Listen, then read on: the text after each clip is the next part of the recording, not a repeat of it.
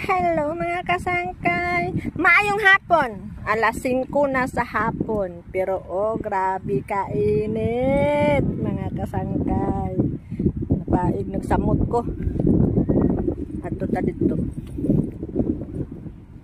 nan-out atong dagat inayta kay basig mapulaso ta dani kastilan inay kay mauwawan ta tagkan tao diri sa akong likod. Kaingon na sila dive ko gulay tubig.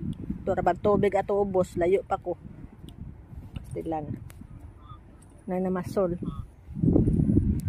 Ay namasol. Lakakuha. Baka ko na siya no. Ay namasol. Nara. Na. Nindot diri kay walay buhaya. Dito sa mga kay na ako na ito yung buhaya pagkainita doon pastilan. Ginoko. Mapalit na kong kalok. Hawiran. Na. Mas luag to mo. Mas luag ang mga reservoir kaysa diri sa bidok. Nabot na po mig bidok. Ginoko. Na ako sa kinatumyan. Na ako sa kinatumyan. Layo ra kaayo sa amo na wala na ay turtle ara mga kasangkay may pawikan kasi may gabahog anak bro ikaw lagi bahugan ang pawikan wala na mangiskis unta ko ato kay butang na ako dito sa bulsa sa akong ex charot para di na matanggal wala kuya Juan paminaw mo mga asawa Kuya Juan, joke na to.